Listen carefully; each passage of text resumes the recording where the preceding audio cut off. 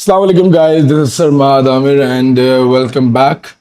आज हम लोग जो कॉन्सेप्ट पढ़ने जा रहे हैं that is going to be covered under the heading of refraction of light. Light की रिफ्रैक्शन पे आज बात करेंगे। अच्छा, बहुत हाई स्कोरिंग टॉपिक है। अच्छे क्वेश्चंस की क्वांटिटी काफ़ी ज़्यादा आती है। मैनी क्वेश्चंस जो है इस टॉपिक में से आते हुए नजर आ रहे होते हैं over the past many years. हम पास्ट ईयर्स में इसको जो है देख रहे होते हैं। तो मेरी हमेशा पर्सनल रिकमेंडेशन यही रहती है कि आप लोग कोशिश करें कि इत्मीनान और सुकून के साथ जो है इस टॉपिक को डिस्कस करें, देन इसके पासवर्ड अटेम्प्ट करें। और जो है मैं अपने पेड बैच में इसके कंबाइंड पासवर्ड का सेशन लाजमी रखता हूँ, वो भी बहुत ज़्यादा जो है ज़रूरी होगा as far as refraction of light is concern. अच्छा, अब बात यहां पे हम लोग करेंगे कि सर रिफ्रैक्शन होती क्या है। सबसे पहले तो बुनियादी बात कि रिफ्रैक्शन जो टर्म है ना, इसका मतलब है change in speed of a light wave जब वो एक ऑप्टिकल मीडियम से दूसरे ऑप्टिकल मीडियम में ट्रेवल करे। मतलब वो किसी ऐसे मीडियम से किसी दूसरे मीडियम में ट्रेवल करे जहां लाइट ट्रेवल हो सकती है। या तो ग्लास है, वाटर है। सर ग्लास एक ट्रांसपेरेंट मटेरियल है, लाइट उसमें ट्रेवल कर सकती है। वहां से वो किधर एंटर करेगी? वाटर के रीजन में एंटर करेगी। तो जब वो वाटर के रीजन में एंटर करेगी तो उसके साथ क्या होगा और उसको किस तरीके से क्या मुश्किलात का सामना पेश करना पड़ेगा, ये पूरा कॉन्सेप्ट रिफ्रैक्शन ऑफ लाइट के अंदर आता है। दैट एक मीडियम ऑप्टिकल डेंसिटी से दूसरे में ऑप्टिकल डेंसिटी के मीडियम में जब लाइट ट्रेवल करती है तो उसके साथ क्या क्या होता है, ये सारा कॉन्सेप्ट हम पढ़ते हैं रिफ्रैक्शन में। अच्छा, इसको समझाने के लिए बहुत बार ये ड्राइंग बनाई जाती है, ठीक है। मैं एक बार खुद बनाऊंगा, बाकी तो मैं जो हूं पूरे अपने पैटर्न पे ही जो है स्टडी करूंगा। लेट्स सपोज मैं जो हूं बात कर रहा हूं कि यहां पे हमारे पास एयर है and inside we have got a glass, we have a light ray that is coming. ठीक है जी, तो उस लाइट रे के साथ क्या क्या होगा, अब इस बात को समझते हैं। जब एक लाइट रे एयर से आते हुए ग्लास की बाउंड्री को हिट करेगी, it would feel difference in density. Air एक लेस डेंस मीडियम है, ग्लास एक ज्यादा डेंस मीडियम है। या अगर ये लाइट रे ग्लास से एयर में आ रही होती तो वो ज्यादा डेंस मीडियम से लेस डेंस मीडियम में जा रही होती, तो कुछ ना कुछ तो होगा। और वो कुछ ना कुछ क्या होगा? दैट कुछ ना कुछ इज कि whenever light ray hits the boundary of another medium, हम सबसे पहले तो वहां पे एक नॉर्मल बना देते हैं और नॉर्मल बनाने के बाद हम सबसे पहले एंगल ऑफ इंसिडेंस लेबल कर देते हैं। ये लाइट रे जब किसी एंगल ऑफ इंसिडेंस पे हिट करती है मेरे बच्चे, तो ये क्या करती है? बेंड करती है। क्या करती है? बेंड करती है। किस तरीके से बेंड करती है, अभी अगले 2 मिनट में ये बात क्लियर होती है कि लाइट रे जब आएगी तो ये बेंड करेगी, कुछ बेंडिंग करेगी। इधर उधर कहाँ बेंड करेगी मैंने नहीं बताया, मैं अभी उस पर वर्किंग कर रहा हूं। तो सबसे पहले मेरी बात समझिएगा, रिफ्रैक्शन क्या है? स्पीड ऑफ लाइट के चेंज होने का जब वो एक medium to another medium travel करे जिनकी ऑप्टिकल डेंसिटीज का फर्क हो, जिन हो सोलो ट्रांसपेरेंट। ऑप्टिकल का मतलब है लाइट को पास करने देते हो, पर डेंसिटी में क्या है? अंतर है, फर्क है। When light hits at an angle, it causes light to bend। जब लाइट हिट करेगी एक एंगल पे तो उसकी वजह से लाइट बेंड होगी। आने वाली रे को इंसिडेंट रे बोलते हैं, जो सोर्स से आ रही है। टर्न होने वाली रे को या मीडियम में दूसरे मीडियम में जाने के बाद वाली रे को हम लोग रिफ्रैक्टेड रे बोलते हैं। रिफ्रैक्टेड रे नॉर्मल हमारे पास इमेजिनरी लाइन होती है, हमें पता है कि 90 डिग्री में बनाई जाती है। एंगल ऑफ इंसिडेंस भी सबको पता है और एंगल ऑफ रिफ्रैक्शन भी आपको मालूम होगा। तो याद रखिएगा, हमारे पास वो रे जो टर्न हो जाती है उसको रिफ्रैक्टेड रे कहा जाता है। अब यहां पे हम लोग जो है बात को आगे बढ़ाते हैं। सर इसके 2 बुनियादी केस सिनेरियोज हैं।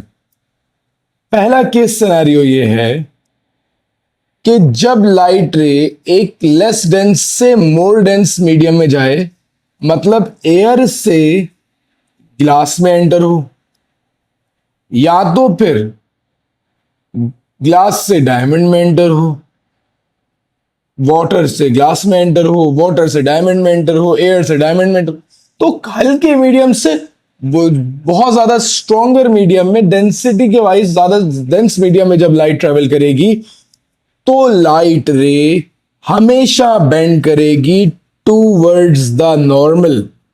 मेरे प्यारे बच्चों, अगर मेरी लाइट रे यूं आ रही थी तो this should have been its path, इस तरीके से सीधा सीधा उसका पाथ होना चाहिए था। But what would actually happen is कि लाइट रे वुड टर्न कहां पे, टूवर्ड्स द नॉर्मल। लाइट मुड़ जाएगी, और किस डायरेक्शन में मुड़ जाएगी? नॉर्मल की डायरेक्शन में टर्न करेगी।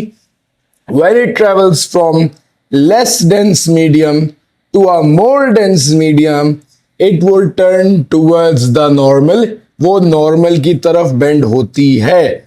सर कितना बेंड होती है, इस पे आएंगे, कितने पे आएंगे। अभी क्या बात कर रहे हैं कि हम लोगों ने पढ़ा कि जब लाइट रे लेस डेंस से मोर डेंस मीडियम में जाएगी, वो बेंड करेगी, और कहां बेंड करेगी? नॉर्मल की तरफ। It will bend towards the normal. बात को आगे बढ़ाते हैं। अच्छा, जरा इसको प्रैक्टिकल ग्राउंड्स पे देखते हैं ताकि आपके कॉन्सेप्ट थोड़े से ज्यादा क्लियर हो जाए। All right guys, what I have done in this case is कि मैंने यहां पे, मेरे पास जो व्हाइट वाला रीजन है टॉप का वो एयर है, और जो ये नीचे वाला रीजन है ये एक अच्छा डेंसर मीडियम है। लेट्स कंसीडर कि ये हमारे पास ग्लास है, ठीक है। तो ऊपर वाटर है, नीचे ग्लास है। मेरे पास एक लेजर बीम है जिसको मैं अपनी मर्जी से पोजीशन कर सकता हूं। मैं चाहूंगा तो मैं इसको ऑन करूंगा तो लाइट निकलेगी इसमें से, और लाइट को अब आप बेंड होता हुआ देखेंगे। जैसे ही मेरे पास लाइट निकली, आपने देखा लाइट को, तो मैंने ये यहां पे अब अपने लिए एक नॉर्मल भी बना दिया। तो अब आप इसको ऑब्जर्व करें, कि गौर करें अगर इस पे, तो जो लाइट रे आ रही है, इट इज एक्चुअली, रेड वाली लाइट को देखिएगा, it is bending towards the normal. Light ray को ऑल्दो सीधा सीधा जाना चाहिए था, but what is happening is it is bending towards the normal. उसके अंदर थोड़ी सी बेंडिंग है, और वो बेंडिंग किस एस्पेक्ट से? नॉर्मल के एस्पेक्ट में। अच्छा, अब बहुत सारे लोग ये बोल रहे होंगे कि सर वो ऊपर भी तो एक लाइट रे जा रही है, उसका तो आपने बताया ही नहीं। मेरे बच्चों, वो वीक रिफ्लेक्शंस होती हैं। Some of the rays in the light does not have the tendency कि वो मीडियम को चेंज कर पाए, तो वो रादर वो क्या करती हैं? दे आर रिफ्लेक्टेड बैक, तो उसकी इंटेंसिटी बहुत कम होती है। लेट्स सपोज 8.5 8.6% ऐसी लाइट है जो कि रिफ्लेक्ट बैक हुई। बाकी जो मोस्टली लाइट थी 91-92%, वो जो है पूरी की पूरी जो है हमारे पास रिफ्लेक्ट हो जाएगी। यहाँ से 100% आ रही थी, बहुत कम जो है रिफ्लेक्ट हुई है, and then most of them are reflected. तो ये हमारे पास जो है सर्टेनली बात आ रही होती है। अच्छा, अगर मैं यहाँ प्रोटेक्टर को देखूं तो आप लोग, मैं एंगल ऑफ इंसिडेंस को लेट्स सपोज बढ़ा के अराउंड ये 40-50 हो गया, 60 तक कर लेते हैं, ठीक है। 60 डिग्री का एंगल ऑफ इंसिडेंस है, ठीक है। And you can clearly observe, अगर एंगल ऑफ इंसिडेंस हमारे पास नॉर्मल से 60 आ रहा है, सो रिफ्रैक्शन से हमारे पास अराउंड एंगल जो है वो कितना है? अरे बाजू हिलना नहीं। अच्छा, ये आ रहा है 10, 20, 30, तो 60 डिग्री पे एंगल ऑफ रिफ्रैक्शन 30 आ रहा है, ठीक है। तो अभी इसको यूज करते हैं, अब मेरे पास इस पे वर्किंग करते हैं, ठीक है जी। बात को आगे बढ़ाएंगे।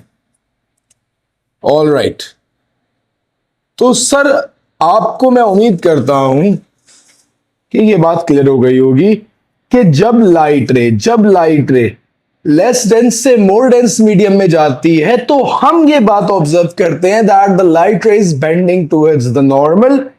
उसकी स्पीड कम होगी, वो बेंड होगी नॉर्मल की तरफ, उसका एंगल कम होगा, और उसकी वेवलेंथ भी कम होगी। फिर से, जब light ray less dense to more dense medium में जाएगी, तो उसकी स्पीड कम हो जाएगी, उसकी वेव लेंथ भी कम होगी और उसकी जो है एंगल भी रिड्यूस होगा। Angle is also decrease. Frequency पे अभी आ रहा हूं, मैंने वो स्टेटमेंट अभी बोली नहीं है।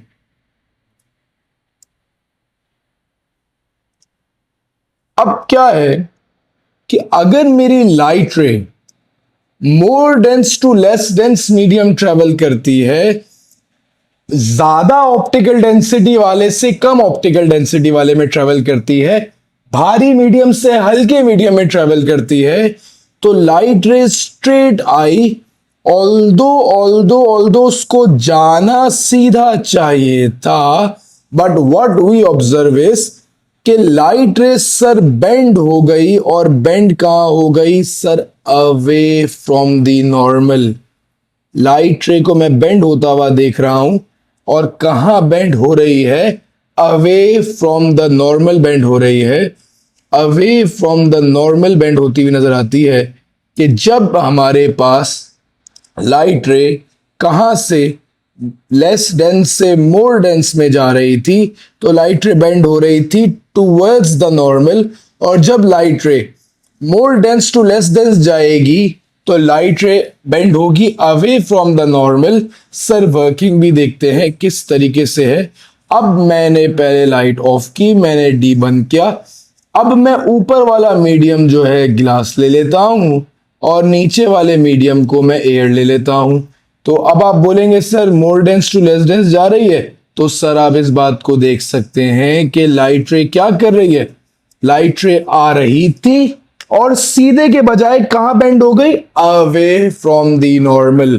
तो अगर आने वाली रे का मेरे पास एंगल लेट्स सपोज 30 डिग्रीज था, तो अब बेंड होने के बाद एंगल ऑफ रिफ्रैक्शन में ऑब्जर्व कर रहा हूं अराउंड 45 डिग्रीज के आसपास है। अराउंड कितना है? 45 डिग्रीज के आसपास है। सर मैं आपको ये बात क्लियर करने में उम्मीद करता हूं परेशान नहीं किया, आपको ये बात क्लियर हो गई कि जब लाइट रे ज्यादा भारी से हल्के मीडियम में आती है, bend away from the normal, जब हल्के मीडियम से भारी मीडियम में आती है it bend towards the normal, जब भारी मीडियम से हल्के मीडियम में आती है bend away from the normal, जब हल्के मीडियम से भारी मीडियम में आती है बेंड टूवर्ड्स द नॉर्मल। तो इस कॉन्सेप्ट को हम रिफ्रैक्शन ऑफ लाइट कहते हैं। व्हेन लाइट रे comes from less dense to more dense, it bends towards the normal, and when light ray comes from more dense to less dense, it bends away from the normal. One more statement जो आपको यहां याद रखनी है, that इस पूरी situation में बड़ी बड़ी बात याद रखिएगा, frequency does not change. Frequency change नहीं होती, फ्रीक्वेंसी सेम रहती है। फॉर्मूला क्या है? v is equals to f lambda. अगर एक चीज की स्पीड और वेवलेंथ डिक्रीज हुई और मोर डेंस में जाने more dense to less dense में जाने में स्पीड भी बढ़ेगी, वेवलेंथ भी बढ़ेगी, तो v is equals to f lambda. ये दोनों चीजें डायरेक्टली बढ़ेंगी and the frequency remains constant. इधर v is equals to f lambda, दोनों चीजें डायरेक्टली कम होंगी and the frequency remains constant. तो याद रखिएगा हमारे पास फ्रीक्वेंसी पे कभी फर्क नहीं पड़ता, फ्रीक्वेंसी हमेशा सेम रहती है। मोर डेंस मीडियम में स्पीड और वेवलेंथ कम होती है एंड लेस डेंस में स्पीड और वेवलेंथ ज्यादा होती है। तो जब हम लोग लेस डेंस में मूव करेंगे तो हमें स्पीड और वेवलेंथ का इंक्रीज नजर आएगा, और जब हम लोग मोर डेंस में मूव करेंगे तो स्पीड और वेवलेंथ का डिक्रीज नजर आएगा and angle is increased and that's it. Sir एक स्टेटमेंट यहां और याद रखिएगा, दैट अगर मेरे पास लाइट रे किसी एंगल पे हिट ना करे, अगर मेरे पास लाइट रे किसी भी एंगल पे हिट ना करे, तो आप कुछ भी मीडियम हो, भारी से हल्के में चला जाऊं या हल्के से भारी में चला जाऊं, लाइट रे अगर बगैर किसी एंगल के स्ट्रेट जाती है तो उस सूरत में वो straight straight straight straight straight निकल जाएगी। इसको अच्छी इंग्लिश में, अगर ये अलोंग द नॉर्मल, नॉर्मल के ऊपर अलोंग द नॉर्मल जा रही है, तो लाइट रे वुड नॉट बेंड। स्पीड अभी भी चेंज होगी, वेवलेंथ अभी भी चेंज होगी, बट वो बेंड नहीं करेगी। लाइट ने बेंड नहीं करना। तो भाई क्या बात है कि अगर मेरे पास light ray is going straight, whenever the light is traveling along the normal straight direction में, तो वो रिफ्रैक्ट नहीं करती या फिर does not bend।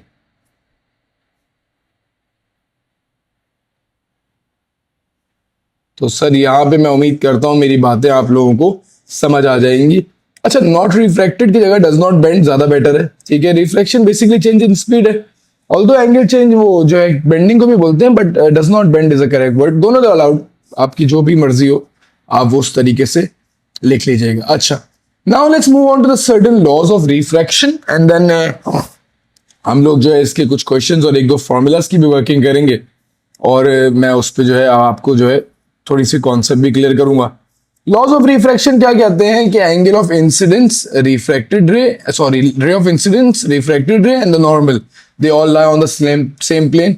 तो या यू कैन ऑब्जर्व दैट कि ये सारी रे एक ही प्लेन में मूव करेंगी। हमेशा एक, अगर इस पॉइंट को कंसीडर करें तो अलोंग दिस पॉइंट एक ही प्लेन में ये लाइट रेस सारी मूव कर रही होती हैं, ठीक है। तो ये तो पहला लॉ ऑफ रिफ्रैक्शन है, very similar to what we discussed in the laws of reflection. अच्छा, दूसरा लॉ हमें कहता है, जो लॉ कहलाता है स्नेल्स लॉ, ठीक है।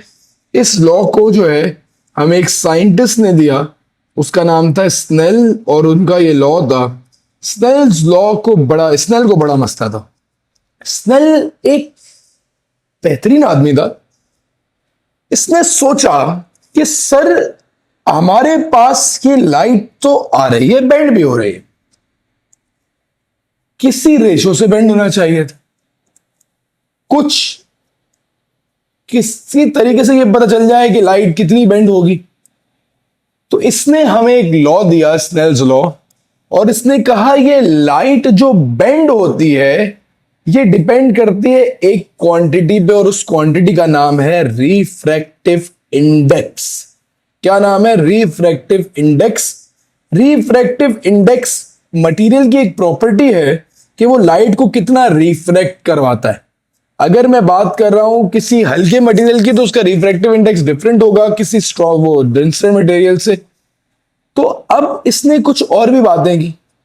इसने कहा कि यार अगर मैं एयर की, जैसे मिसाल मैंने यहाँ पे लिया और यहाँ पे मैं ग्लास की मिसाल लेता हूं, तो एयर और ग्लास का जो रिफ्रैक्टिव इंडेक्स है वो थोड़ा सा जो है, एयर और ग्लास आपस में दो मटेरियल्स के बीच में, तो उनका रिफ्रैक्टिव इंडेक्स डिफरेंट है। और अगर मैं कोई और डेंसिटी बढ़ाता हूँ मीडियम की, कम करता हूँ वाटर का, तो वाटर का कुछ और डिफरेंट है रिफ्रैक्टिव इंडेक्स। एयर से थोड़ी सी डेंसर एयर में आता हूँ तो थोड़ा डिफरेंट है। तो रिफ्रैक्टिव इंडेक्स ये बताता है कि लाइट कितना ज्यादा बेंड होगी। तो अगर मैं पूछूं कि व्हाट इज रिफ्रैक्टिव इंडेक्स, तो रिफ्रैक्टिव इंडेक्स की जो डेफिनेशन है वो बेसिकली स्नेल्स लॉ ही है, and it gives us the definition that it is the ratio of sin I to sin R। In easy words it tells us about कि भाई refractive index ये बताता है कि लाइट कितनी बेंड होगी। तो रिफ्रैक्टिव इंडेक्स को हम लोग n से रेफर करते हैं। इसका कोई यूनिट नहीं होता क्योंकि ये रेशियो है। और किस चीज का रेशियो है? साइन आई ओवर साइन आर का।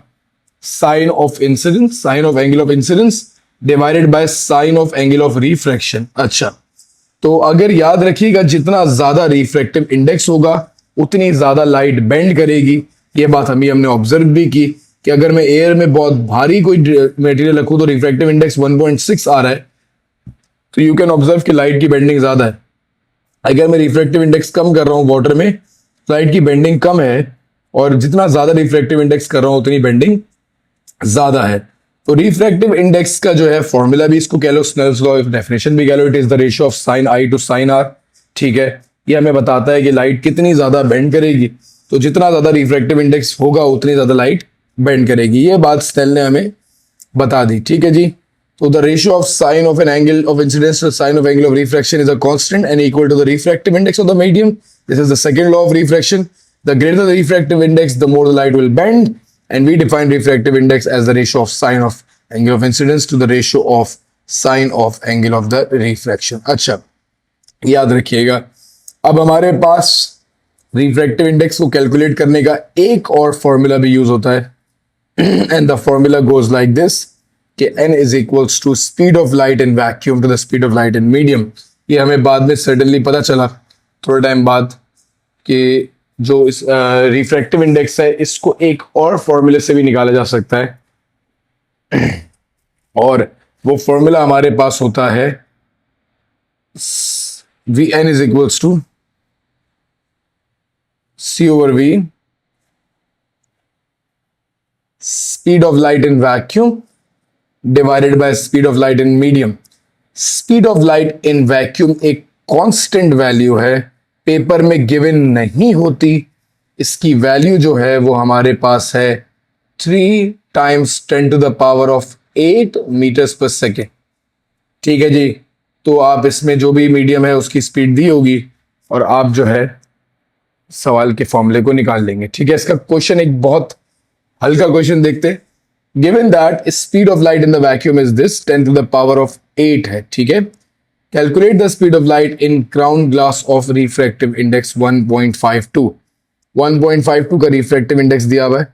आपने कहा sir n is equals to speed in vacuum divided by speed in medium. आप जो है रिफ्रैक्टिव इंडेक्स की जगह पे 1.52 लिख देंगे. Speed in vacuum 3 times 10 to the power of 8 है और हमारे पास मीडियम में स्पीड हमें निकालनी है. तो x is equals to 3 times 10 to the power of 8 divided by 1.52. अब आप जो है अपनी मैजिकल डिवाइस ढूंढेंगे that is known as a calculator. और मैं भी वो ढूंढ देता हूं.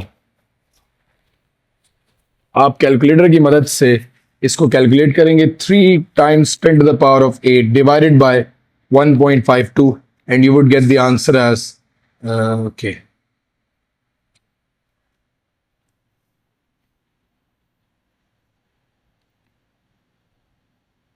1.97 times 10 to the power of 8. तो ये हमारे पास स्पीड आ रही है उस पर्टिकुलर मीडियम में. मैं उम्मीद करता हूं यहां तक बात क्लियर है. Let's move on to the next question. 2 shows a ray of light passing through a rectangular glass block of refractive index 1.5. If the ray strikes the surface PQ at an angle of incidence of 60 degrees, calculate the angle of refraction R at the top of the glass boundary, angle of incidence X in the glass block, and angle of refraction Y at the glass to the air boundary RS. यार एक चीज जो कि बहुत ही ज्यादा जरूरी है, बहुत ही ज्यादा जरूरी है, बहुत ही ज्यादा जरूरी है, वो इस बात का याद रखना है कि साइन आई ओवर साइन आर में ऊपर जो एंगल होता है वो हमेशा हमेशा लार्जर एंगल होता है. एक तो ये तरीका याद रख लो या ऐसे याद रख लो या ऐसे याद रख लो कि वो लेस डेंस वाला एंगल होता है. प्लीज सर आपने तो अभी इंसिडेंस, मैंने कुछ भी बोला, मैंने नहीं बोलना. ऊपर जो एंगल आई में आएगा वो लार्जर एंगल होगा, बड़ा वाला एंगल होगा, या फिर लेस डेंस वाला एंगल होगा. दोनों सेम ही होंगे हमेशा ना. और जो नीचे जो एंगल आर में रखोगे, रिफ्रैक्शन में रखोगे, वो या तो स्मॉलर एंगल होगा और वो सेम ही होगा जो एंगल हमारे पास मोर डेंस वाला है. स्नेल की लिमिटेशन ये थी कि स्नेल ने जो भी ये लॉ बनाया, या जो डेफिनेटली ये लॉ एक्चुअली नहीं था, इससे रिलेटेड एक लॉ था, उससे हमने ये लॉ बाद में ड्राइव किया. तो स्नेल ने जब ये लॉ बनाया था तो उसने ये बात हमें बताई थी कि वो हमेशा less dense to more dense से जाता था. ठीक है. उसने सारे रिफ्रैक्टिव में less dense to more dense, उल्टा किया ही नहीं. ठीक है. आप ऐसा याद रखें. तो आपने ऊपर हमेशा जो है लेस डेंस वाला एंगल रखना है और नीचे हमेशा मोर डेंस वाला एंगल रखना है. बात को खत्म करना है, इस तरह कंफ्यूज नहीं होना. अच्छा सर, अब बात को आगे बढ़ाते हैं. सबसे पहले हम लोगों ने यहां पे एंगल ऑफ रिफ्रैक्शन निकालना है and the refractive index of the glass is 1.5. तो n is equals to sine I over sine r. Basic trigonometric relationships को यूज करना आना चाहिए। आपके पास रिफ्रैक्टिव इंडेक्स 1.5 दिया हुआ है, इस केस में एंगल ऑफ इंसिडेंस 60 दिया हुआ है। बहुत सारे केसेस में एग्जामिनर ये वाला एंगल देता है और आप ये यूज करके गलत करते हैं। नॉर्मल के साथ वाला एंगल यूज करना है। मैं अभी बता रहा हूं, फिर भी कोई ना कोई भंड मार के आएगा। नॉर्मल के साथ वाला एंगल यूज करना है, ये वाला एंगल यूज नहीं करना। एग्जामिनर कंफ्यूज करने के लिए क्वेश्चंस में देता है, ठीक है। Sine 60 divided by sine r, आप इसको मल्टीप्लाई कर देंगे। ये कैलकुलेशन कर रहा हूं मैं आपके लिए। साइन आर की वैल्यू आ जाएगी sine 60 divided by 1.5। As it is चीज को कैलकुलेटर में डाल दीजिएगा, आपके पास एक वैल्यू आ रही होगी, दैट इज साइन आर की वैल्यू। और वो साइन आर की वैल्यू जो आपके पास आ रही होगी, it will be equal to 0.577। यह आंसर नहीं है, हमें एंगल चाहिए। तो साइन इनवर्स होगा, वहां जाके कैलकुलेटर में शिफ्ट दबा के आप साइन का बटन दबाएंगे और आप अपने इनवर्स निकालेंगे। आपके पास एंगल ऑफ रिफ्रैक्शन 35.3 डिग्रीज आ रहा होगा, and then this angle would be 35.3। अच्छा, अब अगर मैथ्स में हम एक जी प्रॉपर्टी पढ़ते थे ऑल्टरनेट एंगल्स की, उस ऑल्टरनेट एंगल्स की प्रॉपर्टी की मदद से मेरे पास ये एंगल एक्स आ जाएगा, which is also going to be 35.3। Same होगा, ठीक है, याद रखिएगा। अच्छा, 35.3। अब मैं दोबारा ये फॉर्मूला यूज करता हूँ y निकालने के लिए। मैंने कहा अभी भी ग्लास टू एयर जाए, एयर टू ग्लास जाए, रिफ्रैक्टिव इंडेक्स सेम है, बेंडिंग रेशियो सेम होता है। अभी हमने कहा n is equals to sine I over sine r. अब थोड़ी अकल लगानी पड़ेगी। रिफ्रैक्टिव इंडेक्स 1.5 है, एंगल ऑफ इंसिडेंस हमें नहीं पता। प्लीज, अब बोलेंगे सर नहीं इंसिडेंस तो 35 नहीं, लेस डेंस वाला एंगल ऊपर रखते हैं। लेस डेंस वाला एंगल ऊपर रखते हैं, हमें जो पता है वो मोर डेंस का है, तो वो 35.3 सॉरी यहां आ जाएगा।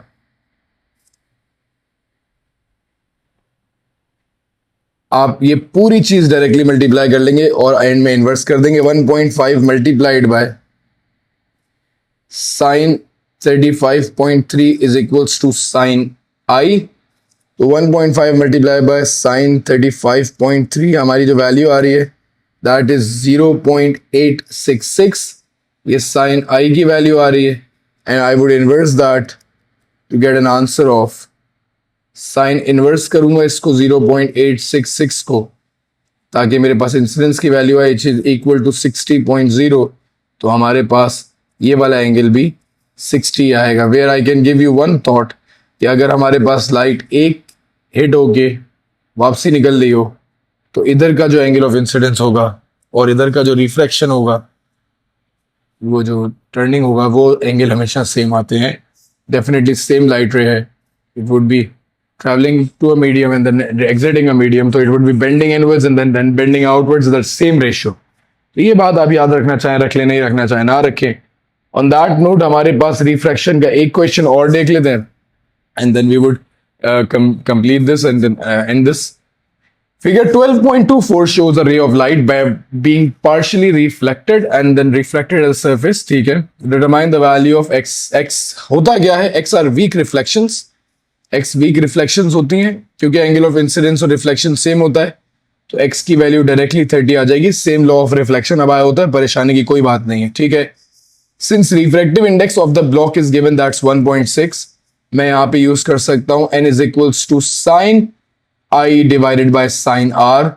आपके पास n की वैल्यू 1.6 बताई हुई है, साइन ऑफ इंसिडेंस इज 30, ठीक है। एयर लेस डेंस है, बिल्कुल एयर यूज करेंगे, ठीक है, ओवर साइन ऑफ y जो कि मुझे नहीं पता। I would cross multiply this, let me just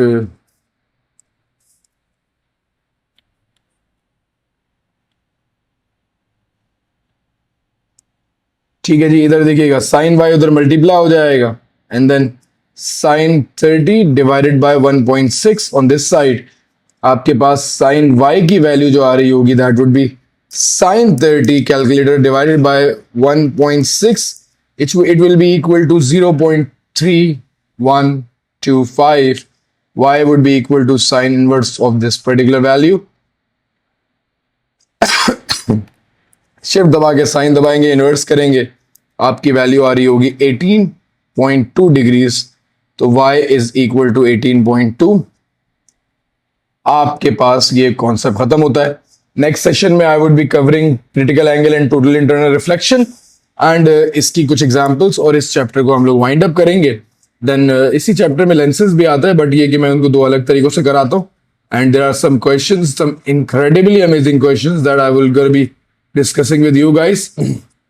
और उसके बाद देन इसी चैप्टर के अंदर is a concept of visible light spectrum और उनकी रिफ्रैक्शन और उनसे related questions. There are, I guess, 2 more lectures left. In the next lecture, we'll be covering a lot of passwords as well. So I hope आप लोग इसको enjoy करें. This is the basic lecture of refraction. In the next one, total internal reflection, and then उसमें भी critical angle. Again, refraction का एक part है. From that, we will be doing passwords in the next session, and then hopefully after that, dispersion of light के concept को discuss करेंगे. And we'll be covering this chapter in 3 more lectures. Yes, and then there's a detailed lecture of 1.5 hours of passwords for the whole chapter of light. तो देखते हैं उसको, वो paid group में होगा इंशाल्लाह. चलिए, अपना ख्याल रखिएगा. See you guys in the next session.